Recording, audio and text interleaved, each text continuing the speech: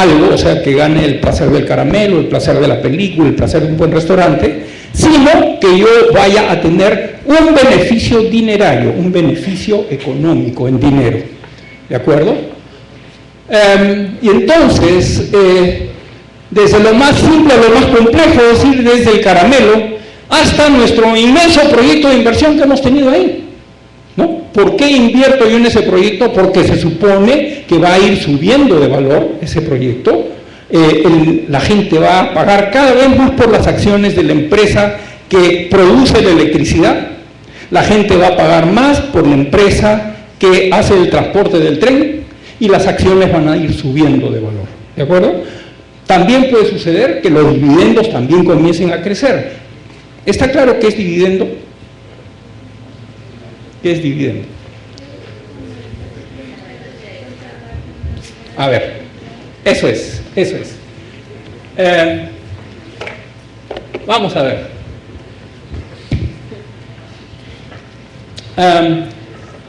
Nosotros aquí en la universidad tenemos un personaje, al costadito, ahí al frente, que le llaman el choche. El choche es un ambulante que trabaja acá en la universidad hace un montón de años.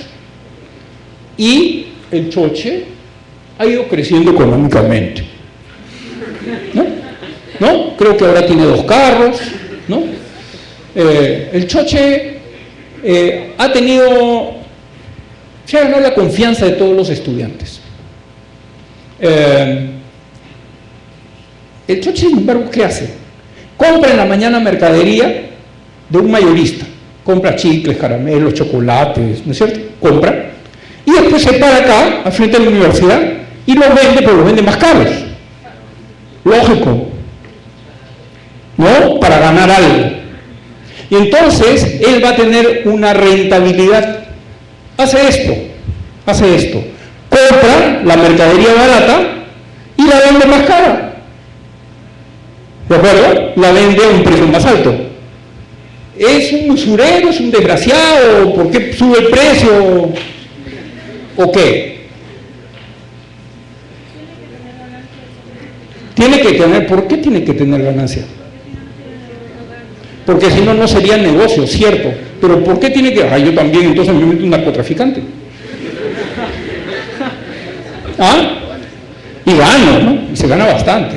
Pero el riesgo, acuérdate, el riesgo es muy alto, ¿no? Si me chapan, muero, ¿no?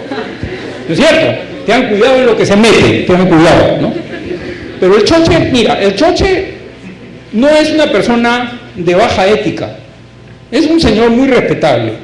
¿Por qué? Porque él lo que hace es darte un servicio que tú lo pagas.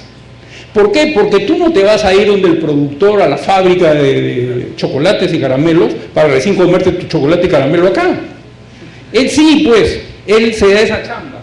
Se va hasta el proveedor y lo trae y te lo facilita, te lo pone aquí delante para que tú escojas diferentes productos. Es como GOM, como Santa Isabel. Ellos sí se van a las fábricas, ¿no es cierto? Sí se van a las fábricas, toman el producto barato y no lo transforman, simplemente lo ponen en sus paneles ahí. ¿Para qué? Para que tú los tomes. Y te dan la facilidad de llevarte tu mercadería hasta tu carro y todas esas cosas. O sea, te dan un servicio. Ellos lo que te venden es un servicio. No te venden una transformación, que sí sería una fábrica, por ejemplo, donde tú transformas cosas. Donde tú transformas los hilos en polos, por ejemplo. ¿No es cierto? Eso es un proceso de transformación, un proceso de producción. Él lo que te da es un servicio. Y entonces, por ese servicio, él finalmente, al final del día, gana algo. Él gana algo, ¿no es cierto? Él no es un empresario de una sociedad de acciones. Él es una persona que simplemente hace eso que hemos dicho hace un momento y que luego, ¿cuál es su sentido? Finalmente que su familia tenga más plata para la comida, ¿no? Al final del día, ¿verdad? Que su familia coma, que se beneficie de eso, y ese es su trabajo. De tal modo que por eso al choche no lo botan de la universidad. El choche es una persona que da un servicio. ¿Qué pasaría si fuera una empresa? Si fuera una empresa, entraría dinero, Y los accionistas dirían, un momentito, yo quiero también ver no solo que la acción haya subido de valor, sino quiero una parte de ese dinero para mí, quiero recibir algo. Así como cuando tú pones tu plata en el banco, dejas tu plata en el banco por un año y después te dan lo que pusiste más unos intereses, ¿de acuerdo? Esos intereses son una cantidad adicional que tú puedes agarrarla y dejarla en el banco si quieres, y entonces ya tu monto crece, ¿no? O si quieres la sacas y gozas de esos intereses, la usas, la consumes, ¿de acuerdo? Y entonces, en las empresas también existe esa posibilidad de que la empresa funcione, trabaje, al final del año quedó una cantidad de plata. ¿Qué hacemos con esa plata? En la empresa se pueden hacer varias cosas. La primera que se puede hacer es, a ver, podemos mejorar nuestra actividad empresarial, podemos invertir en una línea más de producción. Producíamos 3 tipos de chocolates, podemos producir ahora 4 tipos de chocolates o un chocolate y caramelo y varias cosas más. Entonces tienes que reinvertir ese dinero, ¿de acuerdo? Pero también puedes decir, no, quedémonos ahí, sigamos produciendo lo mismo, no vamos a ampliar la planta, lo que vamos a hacer es repartir este dinero entre los accionistas. Y esa repartición es lo que se llaman los dividendos para los dueños de las empresas, para los accionistas. ¿De acuerdo? Entonces, es eso lo que va a pasar con los dividendos, ¿no? Desde lo más simple hasta lo más complejo. Emisión de títulos valor, desde los billetes hasta los instrumentos más complejos. ¿Qué son instrumentos? Le llaman instrumentos en general los papeles, que pueden ser acciones, pueden ser bonos. Hay un montón de instrumentos mucho más complejos en las finanzas, como por ejemplo se llaman los derivados financieros, que es algo más complejo y que ahora no vale la pena que se metan en eso porque si no se van a marear con el concurso, ¿no? Basta, creo que con acciones y bonos, y ahí ya vamos a tener una idea acabada. Cuando entren a la universidad ya hablamos de las demás cosas, ¿de acuerdo?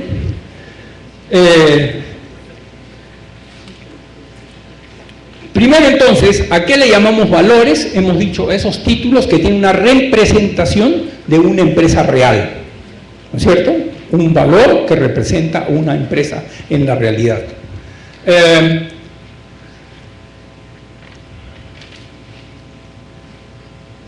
¿Por qué se les llama valores a las acciones de las empresas y a los bonos que emiten?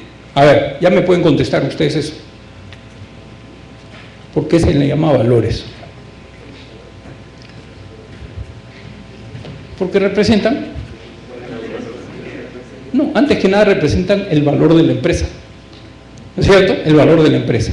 Finalmente, las construcciones, las máquinas, todo lo que hay en la empresa, se compró con dinero. Miren, eso funcionó así. Eso funcionó así. Una empresa normalmente tiene un estado financiero que se llama el balance de la empresa. En el balance de la empresa hay dos partes, el lado izquierdo y el lado derecho. En el lado izquierdo está lo que se llama el presupuesto de capital. El presupuesto de capital. ¿Qué cosa es el presupuesto de capital? Vamos a crear esta empresa, por ejemplo, esta empresa de energía. En el presupuesto de capital está cuánto cuesta hacer la torre, ¿no? ¿Cuánto cuesta la torre? ¿No? ¿Cuánto cuesta el vidrio? ¿Cuánto cuestan las turbinas? ¿Cuánto cuesta toda la ingeniería para hacer esto? ¿No? ¿Y cuánto cuesta hacer que haya gente que la va a operar? Todo eso va acá. La empresa va a necesitar liquidez, va a necesitar dinero en efectivo, dinero, para pagar sus cuentas, ¿no? La gente que trabaja en una empresa tiene que pagar la electricidad de toda la gente que está trabajando en eso, la luz, el agua, todos los servicios que deben haber para que esto funcione. Necesitas dinero en efectivo, necesitas pagar la maquinaria, los equipos y de repente hasta el terreno. Aunque, interesante, si estás pidiendo que el terreno sea un desierto que nadie lo usa, el Estado te lo puede asignar y eso puede ser relativamente barato. Pero eso es parte de tu activo fijo, parte del activo fijo, el activo fijo, ¿no? Y entonces, todas esas son las cosas que necesitas para que tu empresa exista. Para que tú consigas esas cosas necesitas dinero.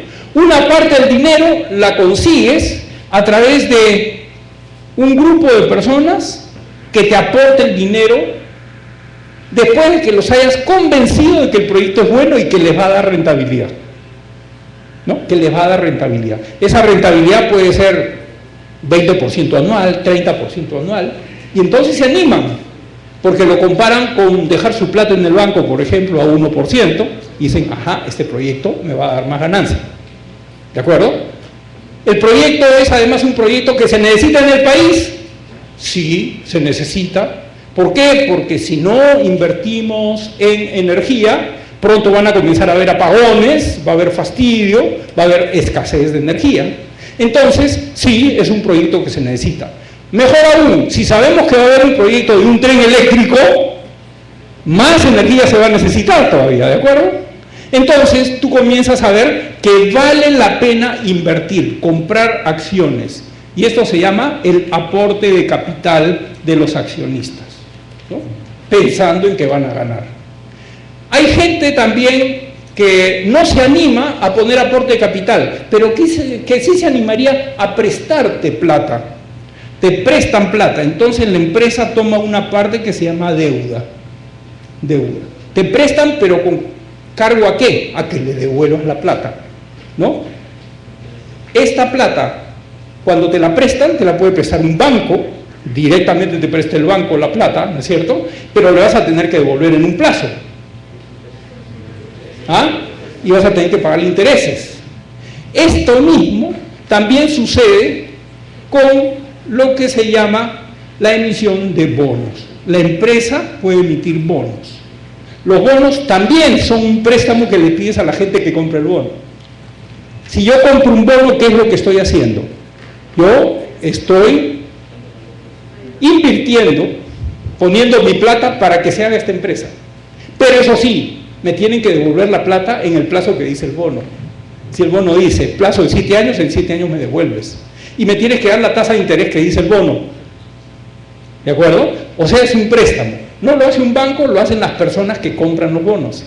Pero la empresa emite el bono. La empresa que necesita la plata emite el bono, ¿no? Y el aporte de capital se refleja en lo que son las acciones de la empresa. Lo que tiene que haber siempre es una cantidad igual del valor de estos activos con el valor de estas deudas. ¿De acuerdo? Esto es entonces un principio básico de la actividad de las empresas. El riesgo es mayor para los que aportan capital, porque si algo pasa con los activos, se cae la torre, por ejemplo, terremoto, los que realmente comienzan a perder son los que asumieron el capital de riesgo, es decir, los que hicieron aporte de capital, ¿no? Y la deuda es menos riesgosa.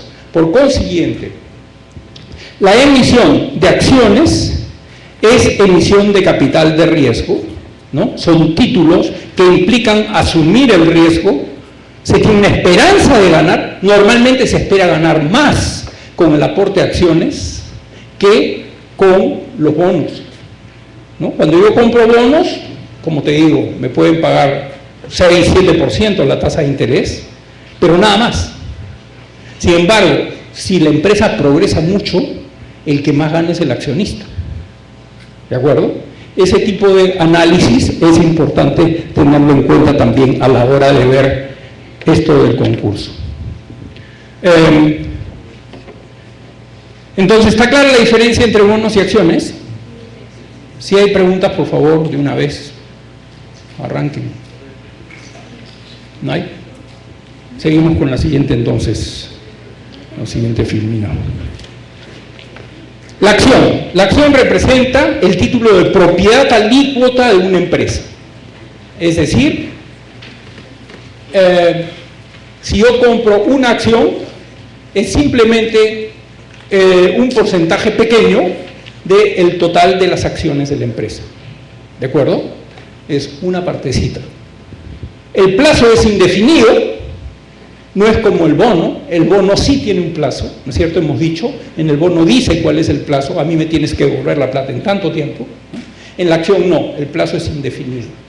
Su rendimiento es un rendimiento esperado, no es fijo como en el caso de los bonos, en que la tasa de interés existe, sí. Si una empresa cae en bancarrota, la pregunta es, si la empresa cae en bancarrota, ¿igual tiene que pagar sus bonos? ¿Qué dicen los demás? Es una deuda, ¿no? A ver, si una empresa cae en bancarrota, lo que normalmente pasa, ¿sabes qué es? Vamos a graficarlo. La empresa puede caer en bancarrota y lo que va sucediendo es que esta es la línea clave, ¿no es cierto? Esta es la línea clave. Mientras los activos sean mayores, todavía los aportantes de capital, o sea, los accionistas, todavía tienen algún valor, porque lo que va a suceder si la empresa está en bancarrota es que vas a tener que comenzar a liquidar, a vender los activos. ¿De acuerdo? Tú vendes los activos, vendes todo esto de acá. Cuando llegas acá, ahí el que tiene bonos también comienza a tener el riesgo de no recibir todo lo que espera. ¿De acuerdo? Por eso lo que normalmente se hace es que cuando una empresa está al punto de la quiebra, ¿qué es lo que ha pasado? Que los activos están valiendo casi un poquito, ¿qué te digo? Un poquito más, a veces con las mismas, que la deuda. Entonces, ¿qué sucede? En el caso del Perú, por lo menos, la empresa la llevan a una institución que se llama Indecopi, ¿no? En Indecopi, ¿qué pasa? Indecopi lo que hace es analizar cuál es la razón de la quiebra de la empresa. Y la razón de la quiebra pueden ser varias. La primera razón puede ser que ha habido un mal manejo de los gerentes, ¿de acuerdo?, de la empresa. Y ese mal manejo de los gerentes de repente puede arreglarse. Cambias de gerentes y propones cuál es un plan de salida de la quiebra. Y entonces a veces hasta los que te prestaron plata están dispuestos a poner más plata para que la empresa se reflote. Pero entonces ahí ya comienzan a tener una posición de más poder los que prestaron plata. También puede ser que la empresa ya no dé para más, ¿no? La empresa puede ser que no da para más porque la gente no compre ese producto, el producto que genera la empresa. ¿De acuerdo? Y en ese caso, ahí sí lo que tienes que ver es la manera de liquidar el resto de activos para pagar a tus acreedores. ¿Me explica? ¿No? Ese tipo de cosas son las que tienen que suceder cuando una empresa entera en bancarrota. ¿Alguna otra pregunta? ¿Alguna otra pregunta? No hay. Vamos adelante entonces. El plazo de las acciones decíamos que es indefinido, el rendimiento es esperado, no es fijo.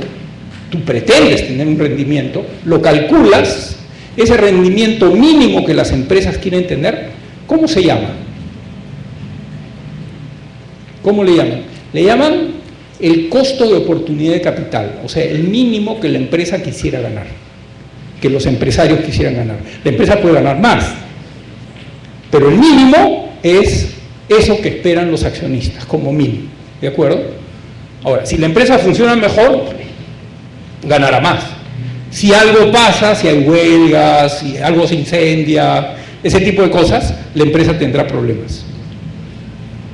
Déjalo. Estoy aburrido, es lo que me pasa. Ya, ¿cómo me deshago de las acciones entonces, si no tienen un plazo fijo las acciones? ¿Dónde las vendes? En la bolsa de valores. Para eso existe la bolsa de valores y es la bolsa de valores la que nos va a dar las últimas instrucciones de este curso. ¿De acuerdo? En la bolsa van a ver, como las acciones son a plazo indefinido, yo no puedo decir, ¿sabes qué? Empresa, dame mi plata que pedí. No puedo. Tengo que ir a la bolsa de valores y ahí ver que otra persona me reemplace en el rol de accionista. Porque cuando yo tenía la acción en mis manos, yo era el dueño de la acción. Pero si yo necesito liquidez, necesito plata, se me ha enfermado alguien en mi familia, necesito liquidez, si no tengo otra manera de sacar plata, voy a la bolsa a vender la acción. ¿Qué puede haber pasado en ese momento? Que la acción haya subido de precio o que haya bajado de precio, ¿no? Ahora vamos a ver luego cuándo sube o cuándo baja de precio la acción. Sí.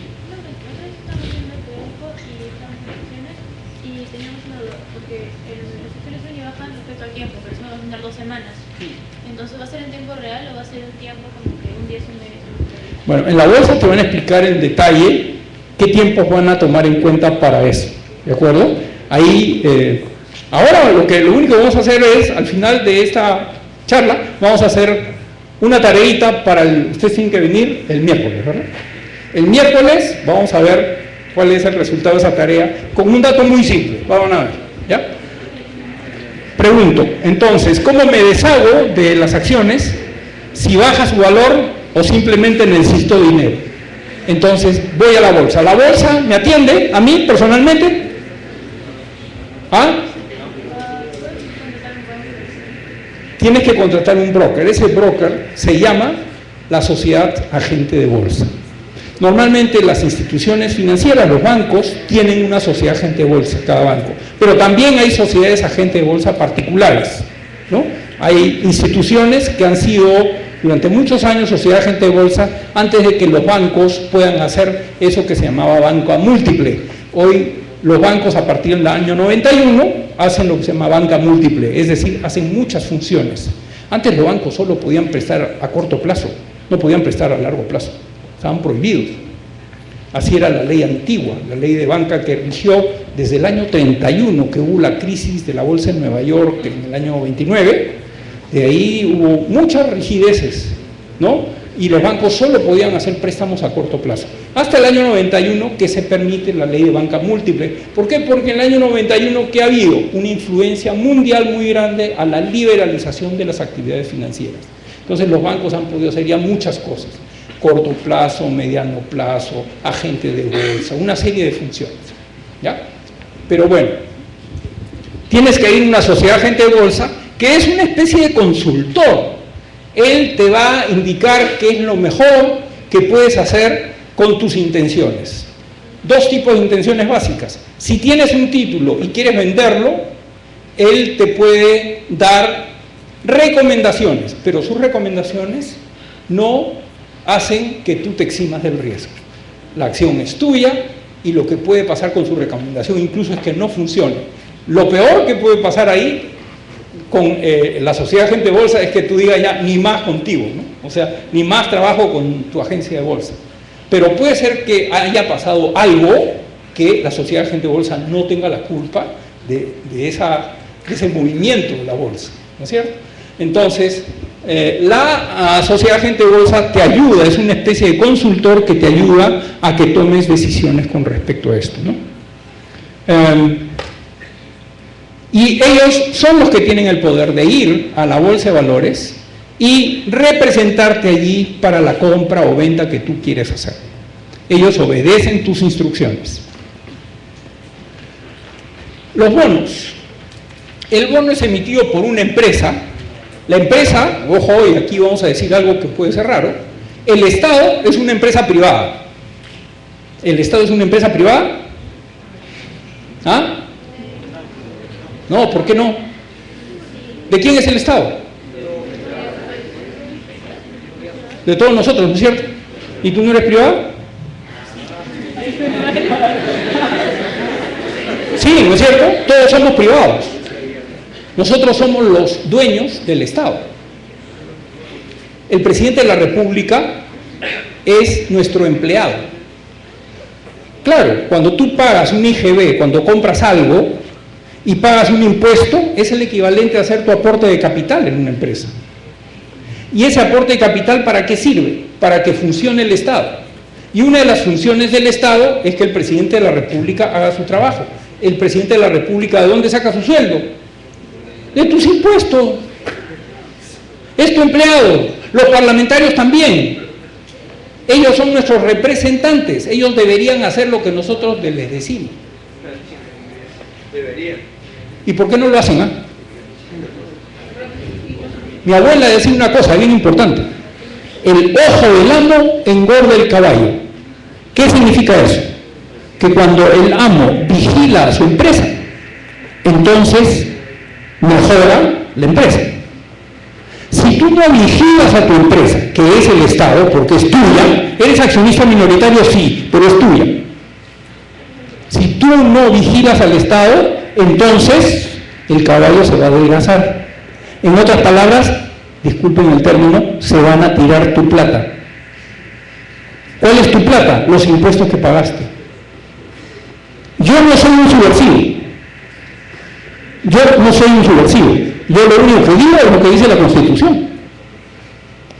Nosotros, ¿cómo funciona una empresa privada? Tiene una asamblea general de accionistas, ¿no es cierto? Es la máxima autoridad de una empresa. La asamblea general de accionistas se reúne normalmente una vez al año para tomar las decisiones más importantes de la empresa privada. Son todos los accionistas. A veces cuando la empresa es muy grande, como, ¿qué te digo?, General Motors, etcétera, ¿no? Son empresas que se reúnen en un estadio, todos los accionistas, para tomar las decisiones más importantes, ¿no? Y se vota, ¿no? Y se decide. En el país, el día de la Asamblea General de Accionistas es el día de las elecciones. Nosotros decidimos quién va a ser nuestro representante. Allá nuestra estupidez que elegimos a sus ideas como nuestro representante, pero es nuestra estupidez. Aceptemos que nosotros cometemos errores, que no solo son los políticos los que los cometen. Nosotros también somos políticos, nosotros somos a los que decidimos a quién ponemos. Y entonces eso debería ser una especie de, oye, repensemos esto, ¿no? De verdad, ¿por qué se están tirando mi plata? ¿El Estado vale o no vale la pena? Como empresa debería valer la pena. ¿Cuándo valdría la pena? Valdría la pena si tú tienes un auto y tú ves que las calles no tienen huecos, pues. ¿No es cierto? Valdría la pena. Valdría la pena si tienes siempre la ciudad iluminada, si hay seguridad, ¿no es cierto? Todo eso valdría la pena. Por eso pagas impuestos, para que eso exista, no para que no exista. ¿De acuerdo? Entonces, esta es una reflexión sobre el concepto de propiedad de la empresa. El Estado también, igualito que en esta función en la que nosotros somos accionistas del Estado, también a veces el Estado se endeuda y el Estado debe plata. ¿De acuerdo? Y entonces hay deuda. Y el Estado emite también bonos. Por eso ahora que estamos en la parte de bonos, eso es lo que me he hecho acordar. ¿No es cierto? Decíamos, es emitido el bono por la empresa, pero yo le decía, la empresa también puede ser el Estado. Y efectivamente el Estado también emite bonos. El Estado en este momento tiene deudas aproximadamente por 30.000 millones de dólares. De los cuales 20.000 millones de dólares son deuda al exterior, deuda externa, a otros países. Y la deuda interna son más o menos 10.000 millones de dólares. A peruanos, a gente que compró bonos en soles, que el Estado emitió. ¿No es cierto? ¿Qué tenemos que vigilar? Que esa plata, así como vigilamos aquí en la empresa, esa plata sea bien invertida. Haya las pistas, etcétera, ¿no es cierto? Todas las funciones que debería tener el Estado para que el Estado funcione bien. ¿De acuerdo? Entonces, interesante porque de repente también sería interesante preguntar en la bolsa por qué no se negocian bonos del Estado en la bolsa, ¿no? Podría ser. Pregunta para los de la bolsa, ¿ya? Me estoy metiendo carbón para cuando vayan a la bolsa. Entonces, el bono es emitido por la empresa para que ésta reciba un préstamo y así la empresa adquiera deuda. El bono lo coloca la empresa a plazo definido, o sea, hay un plazo en el cual el bono tiene que ser redimido. La empresa tiene que devolver toda esa plata, por tanto tiene fecha de vencimiento en la que la empresa devolverá el préstamo. La empresa tiene que ofrecer una tasa de interés por el préstamo, que es la tasa del cupón del bono. ¿Está claro el concepto del cupón del bono? No. Vamos a ver. Un viejo concepto del bono es un papel que tiene unas características así. Un papel donde aquí hay lo que se llama la parte literal del bono. Aquí te dicen la empresa que emite el bono, nombre de la empresa. Te dice además para qué emite el bono. Si no, ¿cómo te vas a mandar a comprar un bono que de repente la plata se la van a tirar? No. Tiene que haber un proyecto, algo que valga la pena, que te convenza que vale la pena comprar ese bono, ¿no es cierto? En este caso yo les he puesto el ejemplo de un proyecto interesante de energía limpia, ¿de acuerdo? Y la empresa también debe tener un proyecto de la empresa, ¿no? Que vale una cantidad de dinero en total, ¿de acuerdo? Y el bono te lo venden por partes, para que tú no financies todito el proyecto, sino que entre todos podemos comprar los bonos y financiar el proyecto, ¿no es cierto? Entonces hay un valor total del proyecto y valor del bono, el valor nominal del bono. También te dicen cuál va a ser la tasa de interés anual que te van a pagar por este bono. Tasa de interés. ¿Por qué? Porque vas a prestar la plata. ¿Qué es la tasa de interés? ¿Ah? ¿Qué es la tasa de interés? ¿Cuánto vas a ganar extra aparte que te devuelvan tu plata, ¿no es cierto? Podemos decir que la tasa de interés es el alquiler de tu plata. Tú alquilas tu plata, tú das 100 a cambio de que te devuelvan tus 100, pero unos intereses, ¿no es cierto? ¿Por qué? El interés es porque ellos, no tú, ellos están usando tu plata, porque tú estás sacrificando el uso de tu plata para dárselo a otro, ¿de acuerdo? Entonces, así como estábamos viendo cuál era la justificación ética del choche para que venda a precios por encima de lo que él compró, así también, cuando yo digo, te presto mi plata, lo que estoy haciendo es sacrificando el uso de mi plata. Yo podría ir a agarrar esa plata e irme a comer en un restaurante, o podría comprarme algo para mí, ¿no es cierto?, que yo quiero, un capricho, cualquier cosa. Pero no, yo he sacrificado mi plata y te lo estoy poniendo a tu disposición para que tú lo uses en tu proyecto. Entonces, como yo estoy sacrificando eso, entonces necesito que me pagues una cantidad, un porcentaje del valor del dinero que te presté.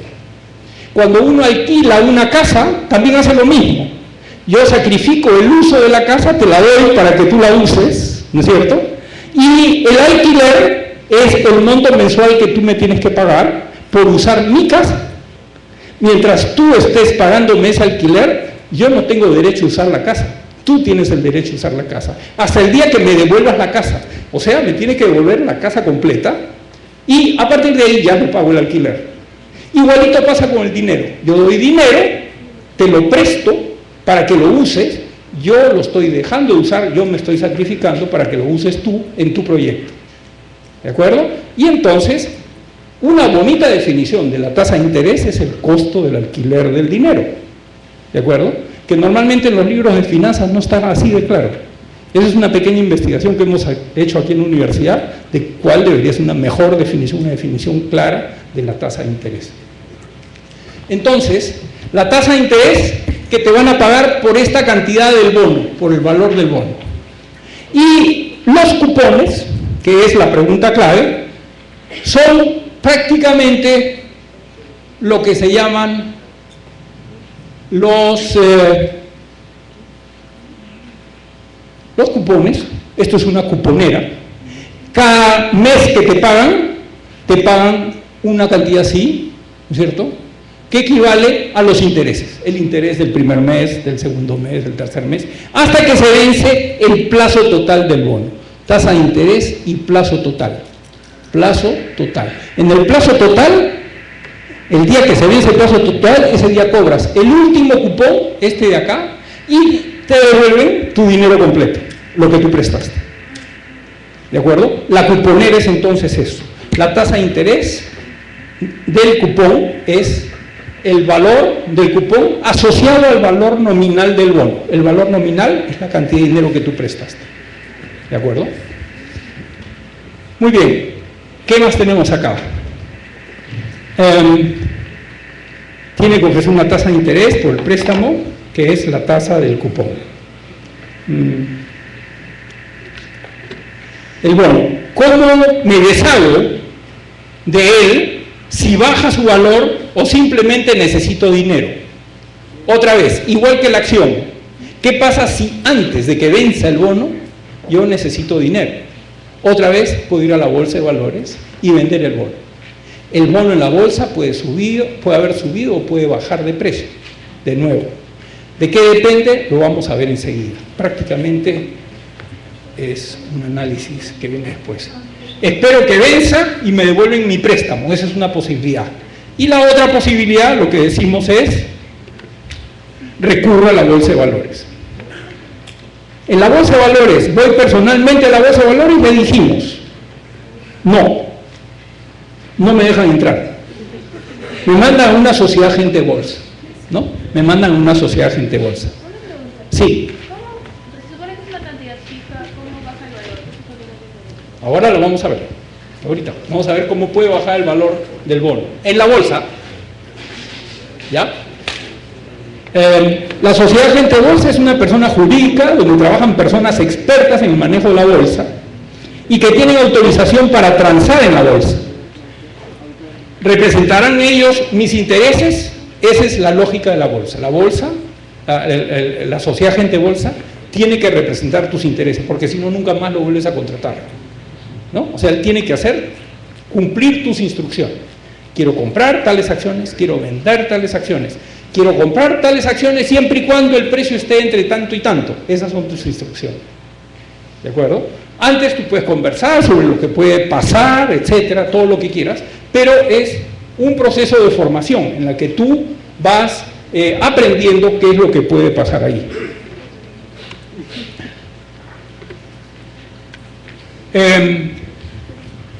Las acciones y los bonos subirán y bajarán de precio a lo largo del tiempo. Esto es el problema que tú estás planteando, ¿de acuerdo? Las acciones subirán y bajarán a lo largo del tiempo. Es difícil saber en qué momento comenzará a subir, pero ahí todos tenderán a comprar, ¿no? Cuando tú crees que va a subir, todo el mundo comienza a comprar. Claro, ¿por qué? Porque dices, va a subir, entonces hoy compro barato y mañana, cuando esté cara, la vendo, ¿no es cierto? Y ahí gané, ¿verdad? Ese es el principio. Y viceversa. En ese primer caso, que habrá lo que se llama una posición compradora, una tendencia a comprar, cuando las acciones suben de precio, ¿no? Y habrá una posición vendedora cuando pasa al revés. También es difícil saber cuándo empezarán a bajar y todos tenderán a venderlas. Esa será una posición vendedora de la bolsa de valores. ¿De acuerdo? Una posición compradora y una posición vendedora.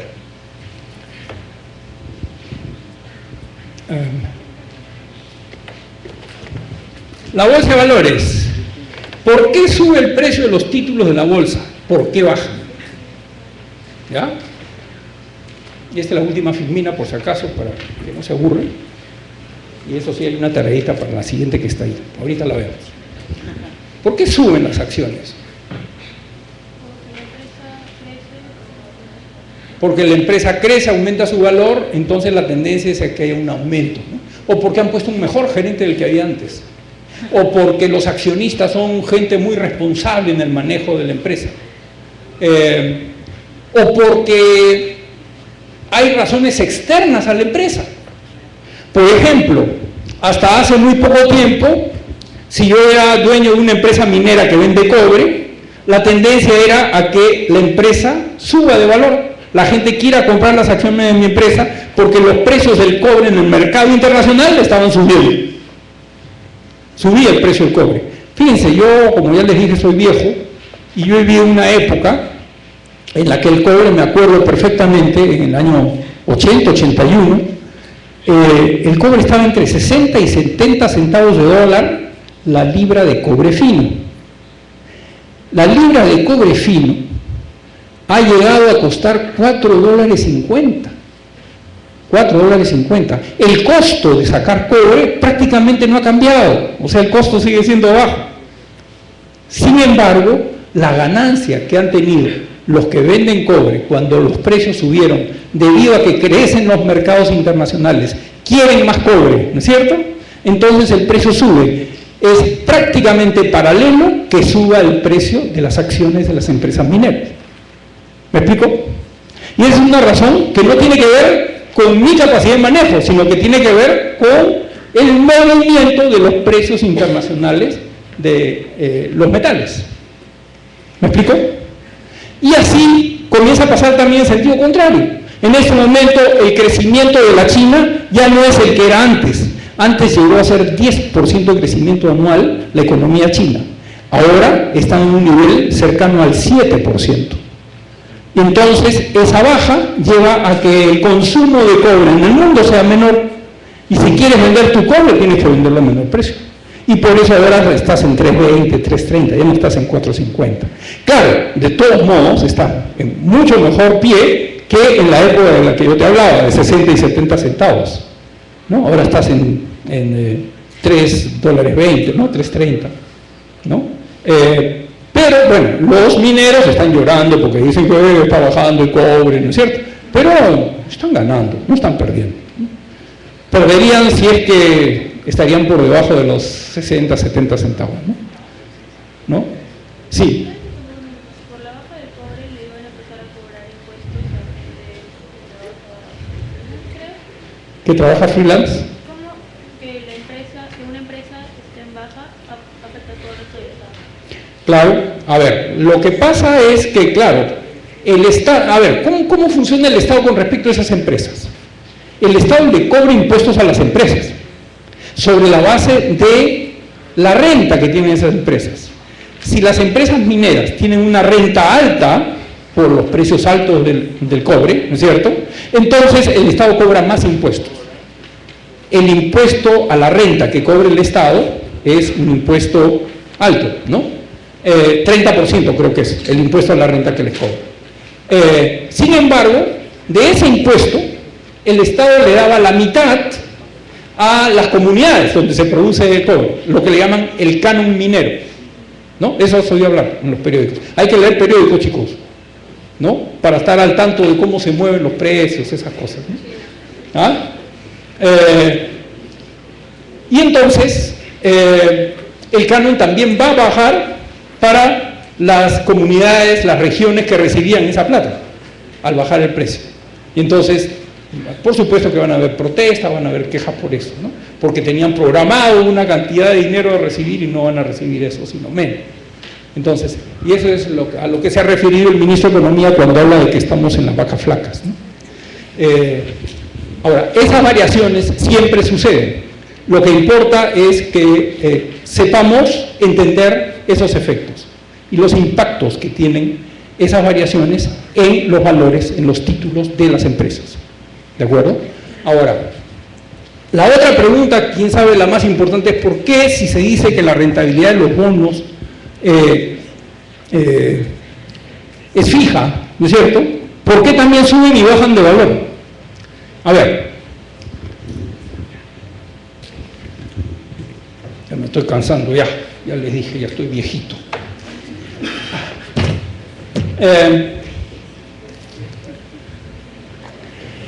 Acuérdate cómo es el bono, ¿no? Tiene sus cupones, ¿no? Llega la fecha en que te tienen que pagar los intereses.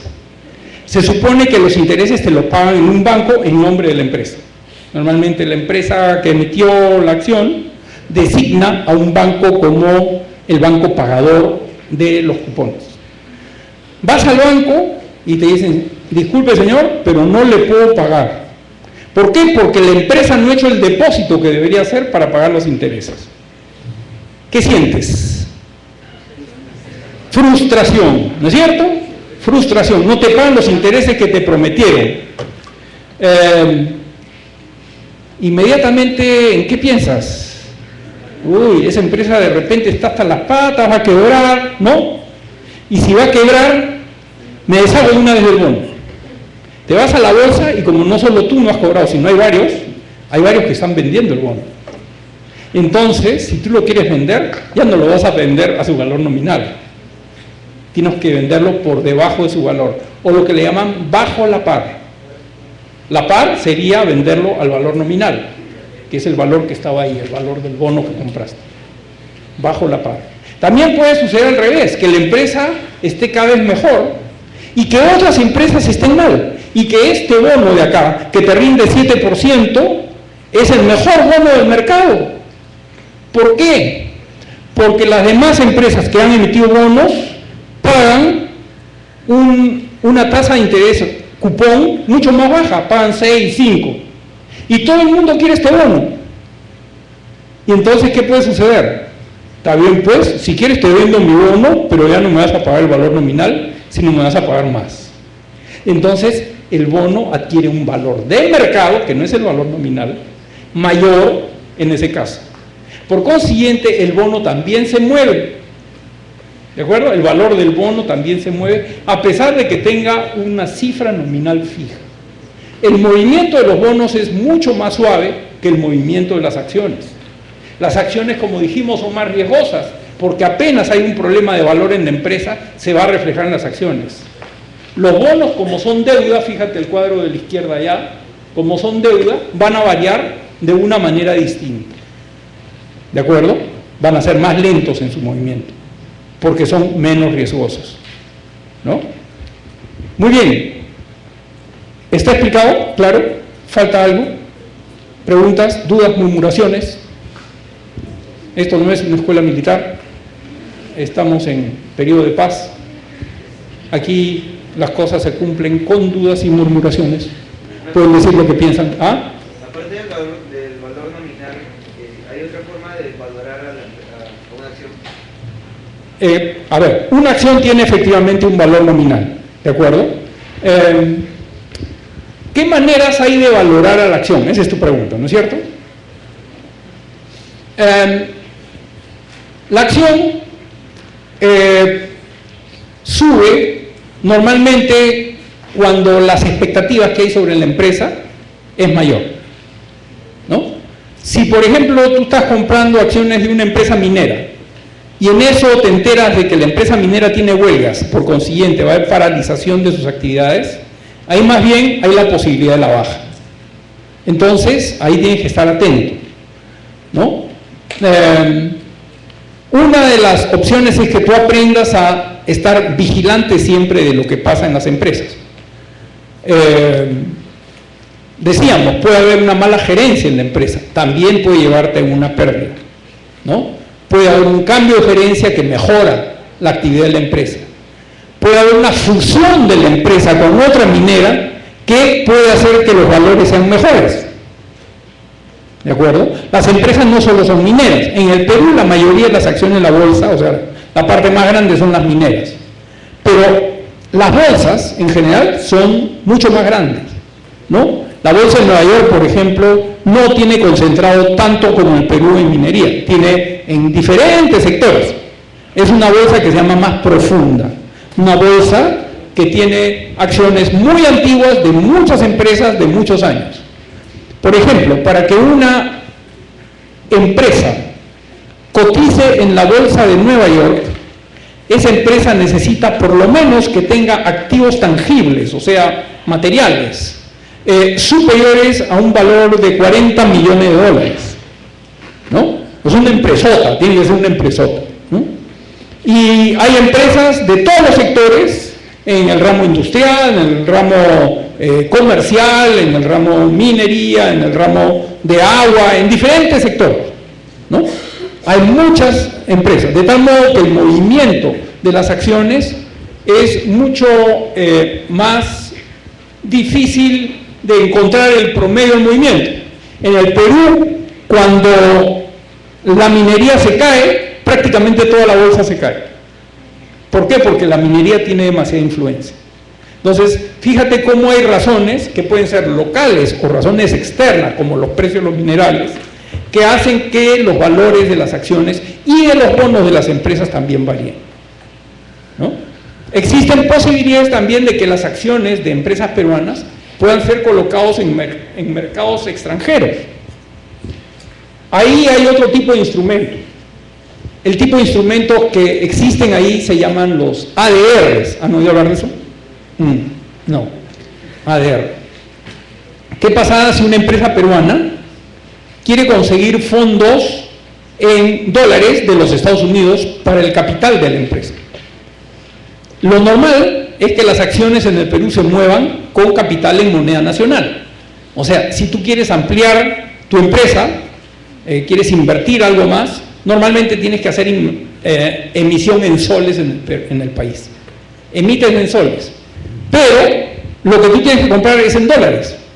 Y a ti te interesaría que el capitalista ya no sea solo un peruano en soles, sino sea un americano, con dólares. ¿De acuerdo? Entonces ahí lo que se hace es que emites acciones por un valor equivalente a los dólares que necesitas, pero esas acciones no las sacas a vender a la bolsa, o sea, no las vendes en el mercado, sino las guardas, la pones en custodia de un banco local. El banco guarda esas acciones en custodia y luego tomas contacto con un banco de inversiones americano que lo que va a hacer es mostrar las características de tu empresa en el Perú, las va a mostrar en Estados Unidos. Y entonces va a decir, vamos a convertir esas acciones que están en custodia en el Perú por su equivalente a ADRs en dólares en los Estados Unidos. Entonces el ADR, o el American Depositary Receipt, así se llama, el American Depositary Receipt, ¿no?, sale al mercado en los Estados Unidos y lo compran americanos que tienen interés en tu empresa nacional. ¿De acuerdo? Hay algunas empresas peruanas, como Buenaventura, que es minera, como Ferreiros, que es una empresa que vende maquinarias aquí en el Perú, que también cotiza ADRs en los mercados de afuera. Y cuando no quieres conseguir plata norteamericana, sino euros, por ejemplo, lo que vas a emitir ahí no son ADRs, sino GDRs, ya no American Depositary Receipts, sino Global Depositary Receipts, ¿no? De tal modo que puedas conseguir maquinaria en monedas como el euro, etc., ¿no? Entonces hay una serie de maneras de poder invertir con aportes de capital de empresas de diferentes, o de capitales de diferentes sitios del mundo. Sí. ¿Usted cree que el Perú debe depender de la minería para que la economía sea estable? Bueno, para que la economía del Perú sea estable, lo primero que debes hacer es tranquilizar a los peruanos. Y la tranquilidad de los peruanos creo que empieza por garantizar la nutrición y la comida de los peruanos. Deberíamos primero tener un programa nacional de desarrollo donde la minería es muy importante, pero también es muy importante ver la manera de garantizar lo que se llama la seguridad alimentaria del Perú. Entonces deberíamos un poco mirar también a la inversión en el sector de productos comestibles.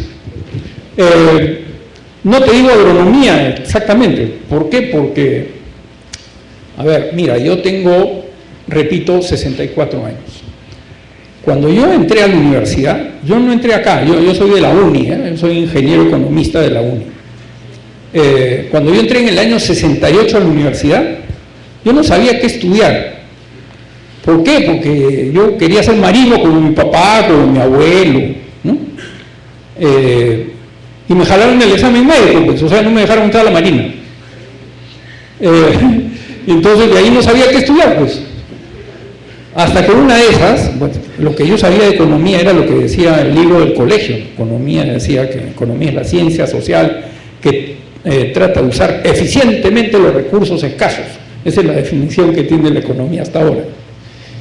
Y en eso veía en el periódico que un profesor de la Universidad de Cornell en Estados Unidos había descubierto cómo clonar zanahorias. Clonar zanahorias. Y explicaba cómo se clonan las zanahorias. Metes en una probeta una célula de una zanahoria, ¿no? Y la probeta tiene sustancia nutriente y ahí comienza a duplicarse, ¿no? La célula en 2, en 4, en 8, mitosis, no sé si se acuerdan, ¿no? Por mitosis. Entonces, según él, tú podías producir zanahorias en edificios, pues, un montón de probetas en diferentes pisos. Por consiguiente, ya no tenía por qué haber escasez de zanahorias. Entonces dije yo, se acabó la teoría básica de la economía, que se basa en la escasez, porque estás encontrando una manera de tener abundancia de zanahorias. ¿Qué pasa cuando hay abundancia con los precios? Los precios bajan. ¿Qué pasa si tú consigues todas las zanahorias que toda la gente necesita? El precio prácticamente puede llegar a cero, ¿no es cierto? Entonces se acabó el problema de tener plata para comer, porque si el precio es cero, ¿para qué diablos necesita la plata? Ahora, por ejemplo, ustedes tienen cosas como esas. ¿Tienen reloj? No, porque seguro que tienen celular. Y en el celular te han regalado el reloj. Mira cómo la tecnología, igual que la ingeniería genética de esa época, mira cómo la tecnología ahora ha cambiado en electrónica, de tal modo que el reloj ahora prácticamente te cuesta cero. Porque el reloj ahora te cuesta cero en el celular. Tú compraste el aparato para, ¿no?, comunicarte y te han regalado un reloj, te han regalado una máquina fotográfica, te han regalado un montón de cosas ahí, calculadora, agenda, todo. ¿Me equivoco? No. Qué interesante, ¿no? Y eso es la razón por la cual yo estudié economía.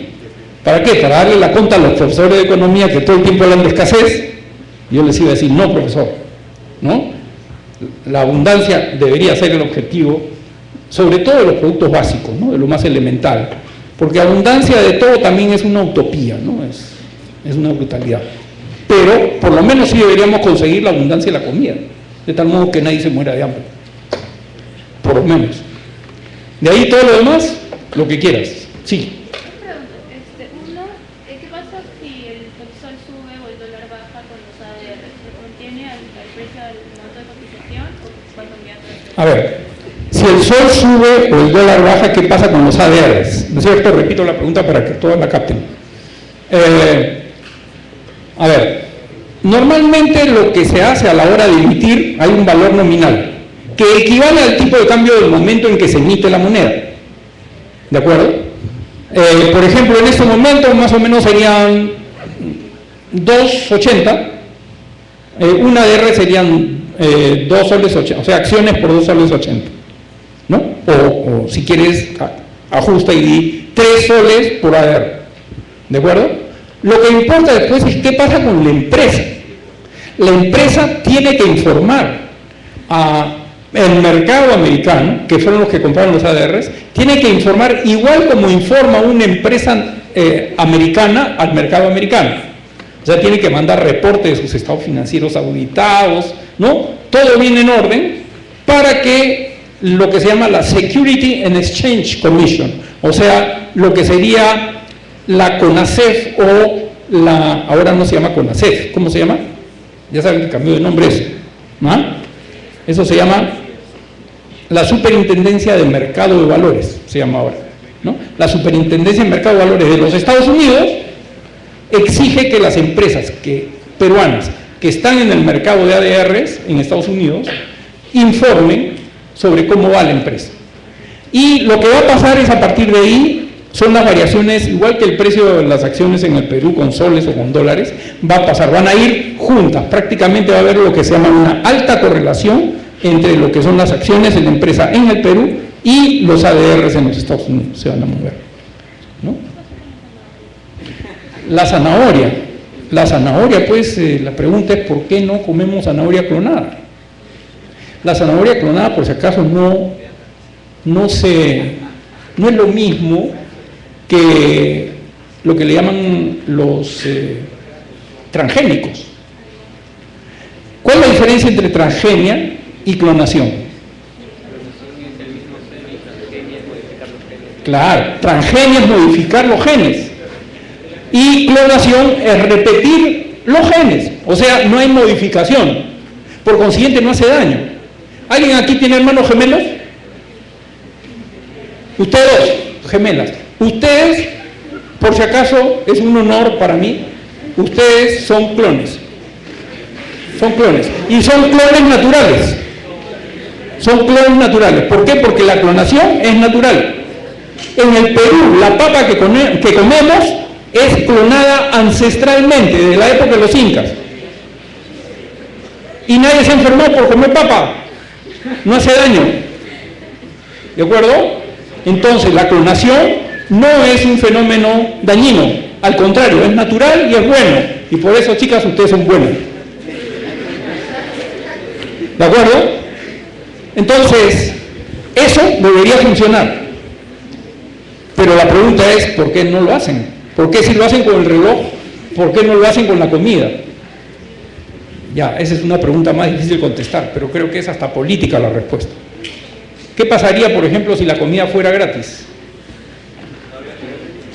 No, la gente diría, hoy día no tengo ganas de trabajar. No, pues, ¿por qué? Porque la comida me cuesta cero. Y entonces no habría la posibilidad de que un empresario te obliga a trabajar de tal hora a tal hora. ¿Ah? Pero, a ver, Pitén, sí, dale. Yo creo que es porque la comida es algo que vas a ir adquiriendo varias veces. En cambio, un reloj o algo así, una calculadora, solo vas a adquirir una vez y ahí no vas a tener que volver a adquirirlo otra vez. Bueno, por ahora la comida sí, efectivamente la tienes que adquirir varias veces. Y tienes razón. Pero acuérdate que cada vez tienes que cambiar con más frecuencia el celular, porque si no tu pata del costado te gana, ¿no? Hay esa guerrita que hay por comprar lo más, y cada vez la frecuencia de cambio de los equipos te presiona, la sociedad te presiona, la economía te presiona. Como se dan cuenta, yo tengo una actitud más crítica de la sociedad de lo normal. No parezco tan viejo, ¿no? En eso me encantaría que toda la juventud mantenga su espíritu de pensar y no solo de repetir o de seguir los rollos de los demás. Por eso me da mucho placer, creo que ya estamos en la hora, sí, me da mucho placer haber estado con ustedes. Si tienen alguna pregunta más sobre la bolsa, solo hay una cosa, la tarea. Hay una tareita bien simple. La tarea, por favor, esa tarea para el miércoles. De tal modo que desde hoy hasta mañana prácticamente tienen la posibilidad de saber qué ha pasado con la acción de Volcan entre hoy y mañana, nada más, un día. Empresa minera Volcan. Pero no solo saber si ha subido o ha bajado, sino que quisiera que cada uno de ustedes en un papelito me ponga cuáles creen ustedes que son las razones para que haya o subido o bajado. ¿De acuerdo? Es una tarea muy simple. Pregunten a quien ustedes quieran. Averigüen. Eso los conecta mejor con el tipo de análisis que hay que hacer para la decisión de comprar o vender acciones. ¿De acuerdo? Muy bien. Sí. Profesor, un segundo. Chicos, por si acaso su siguiente capacitación no es el día de mañana, sino es miércoles o jueves. Ustedes eligen qué día vienen, miércoles o jueves. Y la tercera capacitación, que ya es con las personas de la bolsa, es el lunes o martes. ¿Sí? Ustedes eligen. Gracias, profesor. Gracias. Y para los alumnos del sistema financiero, el miércoles nos tenemos que volver a ver acá. Sí, ¿de acuerdo? A ver qué pasó con la tarea. Y ahí sí quiero que ustedes participen, ¿ah? Y metan carbón sobre lo que los chicos hablan. ¿De acuerdo? Gracias.